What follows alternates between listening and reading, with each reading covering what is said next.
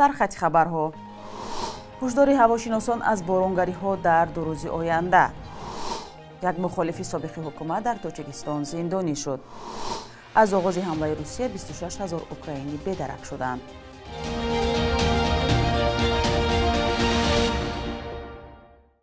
سلام بیننده‌های عزیز، امیدوارم خوبید و نوید بامدادی را تماشا دارید که از دوشنبه تقدیمتان می شود. امروز جمعه 6 اکتبر است. کمیته حالت‌های فوق‌العاده از نااستوار شدن هوا در روزهای 6 و 7 اکتبر خبر داده است.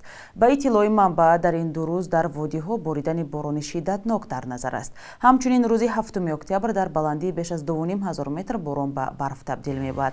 وزش شمال نیز در اکثر منطقه‌های کشور شدید شده، شدت آن در یک ثانیه به 20 متر میرسد. کمیته حالت‌های فوق‌العاده میگوید آمدن سیل نیز از احتمال دور نیست، زیرا بر اثر بارانگری‌ها سطح آب در دریاهای یاخسو، خزیلسو و رودخانه‌ها که از نشیبی‌های جنوبی قطرکوهای حصار جاری می‌شود بالا می‌رود. بنابراین کمیته از شهروندان خواست تمام جویبارهای در نزدیکی منزل‌ها بوده از خس و خاشاک تازه کرده شوند. همزمان دعوت شده است که قاعده‌های عادی به خطر شخصی رعایت گردند و از سیر و گشت در کوهستان، جمع‌آوری هیزم و دیگر زراعت‌های کشاورزی خودداری باید کرد. دادگاه ناحیه اسماعیل سامونی شهر دوشنبه نظامی‌الدین نصرالدینов یک فعال پیشین سیاسی را به 8.5 سال زندان محکوم کرده است. حکم روز 29 سپتامبر امسال برآمده. طرف‌ها از شرح آن خودداری می‌کنند. یک اشتراکدار مرافعه به شرط ذکر نشدن نامش روز 5 اکتبر به رادیو آزادی گفت دادگاه نظامی‌الدین نصرالدینov را به دعوت به سرنگونی حکومت گناهکار دانست. با گفته همین منبع نصرالدینov اتهام را رد کرده تنها تصدیق کرد که در یک نوار پرزیدنت امام علی رحمان را تنقید کرده بود. مسئولان دادگاه و هم خویشاوندان نظامی‌الدین نصرالدینov حاضر نشدند در این باره صحبت کنند. مسئولان دادگاه ناحیه اسماعیل سامونی برای پیشنهاد اطلاع مکتوب طلب کردند. نظامی‌الدین نصرالدینov عضو سابق گروه 24 در آلمان مقام پناهندگی داشت و 8 ینور امسال هنگام گذشتن از لیتوا به بلاروس دستگیر شد. یک ماه پیش کمیته نروژی هلسینکی، دیدبانی حقوق بشر و چند سازمان دیگر از مقامات تاجیکستان طلب کردند که اتهام ضد فعال سیاسی نظامی‌الدین نصرالدینov را بیکار و او را آزاد کند. یک منصبدار بلندپایه اوکراین گفت از زمان تجاوز روسیه به خاک این کشور 26,000 نفر گم شدند. به قول لیانید تیمچنکو، معاون وزیر کارهای داخلی اوکراین، 11,000 آنها غیر نظامی هستند. تقریبا 15,000 دیگر شخصان نظامی می باشند. جستجوی آنها ادامه دارد، گفت تیمچنکو روز 5 اکتبر به تلویزیون دولتی. حکومت اوکراین ماه سپتامبر امسال صلاحیت جستجوی شخصان گم شده را به وزارت کارهای داخلی داد. روسیه ماه فوریه سال 2022 به اوکراین حمله کرد. 4 نفر حبس شده، 1 نفر جزای شرطی گرفت و 1 از جریمه خواهد پرداخت. با چنین حکم دادگاه شهر استرافشان در ولایت سوخت به جنجال میان ساکنان دهه لکد و ماموران میلیسا که باعث به بحث و واکنش‌های زیاد شده بود پایان داد. برخلاف طلب و انتظاری کاربران شبکه‌های اجتماعی، 3 مامور میلیسا جبر دیده اعتراف شدند. این قضیه را همکار ما فرزان محمدی پیگیری کرده است که حالا گزارش را همراه می‌بینیم. بر پایه حکم رئیس دادگاه شهر استرافشان سهراب محمدالله‌زاده 5 ساکن دهه لکد برای مانع شدن به فعالیت کارمندان شعبه کارهای داخلی شهر و ملت‌های گوناگون زندانی شدند. گفت نماینده رسمی دادگاه شهر استرافشان روز 5 اکتبر به رادیو آزادی. به گفته او 2 عمک دختر نابالغی که در مرکز این ماجرا قرار دارد، جمال‌الدین و غیرت رحمتوفا، اولی به 3 سال زندان نظامش پرزور و دومی به 1.5 سال شرطی مهلت سنجشی محکوم شدند.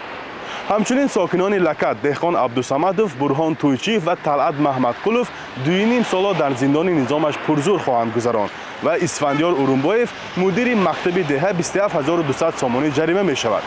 همه آنها به اوباشی، استفاده زور نسبت نماینده حاکمیت و تحقیر نماینده حاکمیت ایبدار شدند. از این پیش ریاست وزارت کارهای داخلی تاجیکستان از بازداشت 9 نفر گزارش داده بودند، ولی در دادگاه شهر استرافشان گفتند که 3 نفر باقی مانده در جنجال شرکت نکرده بودند و با جریمه و آگاهی رها گردیدند. تا کجا آنها از حکم راضی هستند نامعلوم است، ولی پیوندانش گفتند که از بالای حکم شکایت نمیبرند. در دادگاه هم گفتند که بنابر بار اول صادر کردن جنایت و به نظر گرفتن وضع عائله‌ای محکوم شدگان با صلاحیت‌هایی که دادرسا دارند نسبتشان حالت‌های سبک کننده را تطبیق نمودند. 3 کارمند شعبه کارهای داخلی شهر استرافشان و 1 زنی که در داخل ماشین آنها بود در محاکمه ها به حیث جبر دیده حضور داشتند.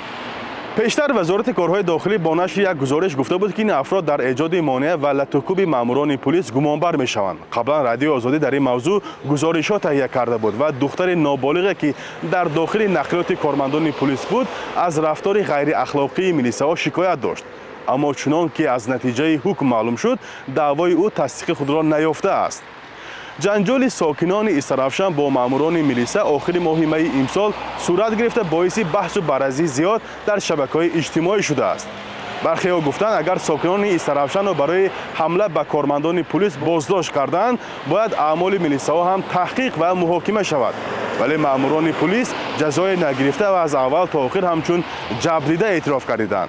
مقامات شهر استرافشان آغاز ماه آگوست جنجال ساکنان لکت با ماموران میلیسا را رسما شرح داده گفتند مسئله به دعوت بهاری جوانان به صف ارتش ربط دارد و میلیساها به این دهه برای بازداشت جوانی رفته بودند که از خدمت حربی سرپیچی کرد.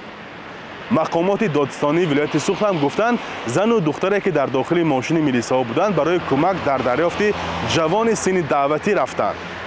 حکم گروهی ساکنان استرافشان برای جنجال با میلیساها در حالی است که شکایت و ناراضگی از رفتار و برخورد ماموران میلیسا در تاجیکستان کم نیست. بعضی از ساکنان بر اینند که کارمندان میلیسا فقط از مردم رعایت قانون و قاعده ها را طلب میکنند، اما خودسری در بین خود آنها نیز افزوده است. فرزان محمدی، رادیو آزادی، شهر استرافشان. олмон тасмим дорад бо 6 кишвар аз ҷумла ӯзбекистон, қирғизистон барои мубориза бо муҳоҷирати ғайриқонунӣ созишнома бандад. ин созишнома имкон медиҳад ки муҳоҷирони ғайриқонунӣ ба кишварҳояшон интиқол дода шаванд.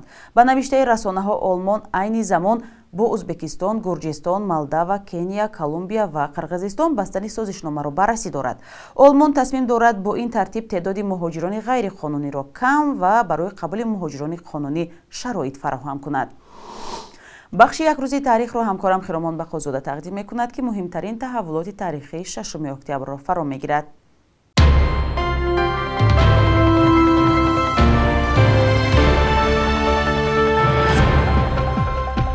6 октябри соли 1920 як моҳ баъди суқути аморати Бухоро ҷумҳурии мардумии шӯравии Бухоро таъсис шуд. ин ҷумҳурӣ сентябри соли 1924 ба ҷумҳурии шӯравии социалистии Бухоро тағйири ном кард, вале як моҳ баъдаш поёни октябри соли 1924 дар қаламрави он ҷумҳуриҳои шӯравии Узбекистон, Туркманистон ва ҷумҳурии Мухтори Тоҷикистон таъсис шуданд. таърихшиносон мегӯянд ҳукумати шӯравӣ нахост исми Бухороро ки рамзи аморат ва режими пешин буд ҳифз кунад. моҳи октябри соли 1926 нахустшумораи маҷаллаи ҳаҷвии Мулло Мушфиқӣ аз чоп баромад ки баъди номгузориҳои зиёд ба Хорпуштак табдил шуд. ин маҷалла ки давлатӣ буду аз мушкилоти ҷомеа шеъру ҳикоя, ҳаҷвияву карикатура нашр мекард, як василаи мубориза бо дардҳои ҷомеа бахусус мансабдорони ришвахор гардид.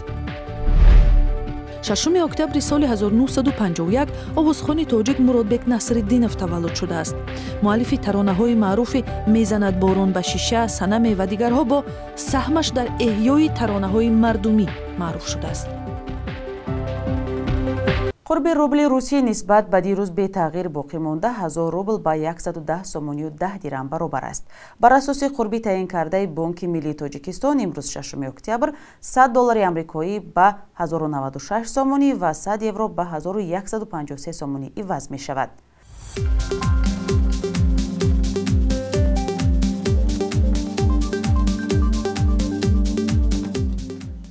бинандаҳои азиз, шумо навиди бомдодиро тамошо кардед. навиштани назару пешниҳоди худро ба мо фаромӯш накунед. то дидори баъдӣ дар ҳамин барнома. худо нигаҳдор.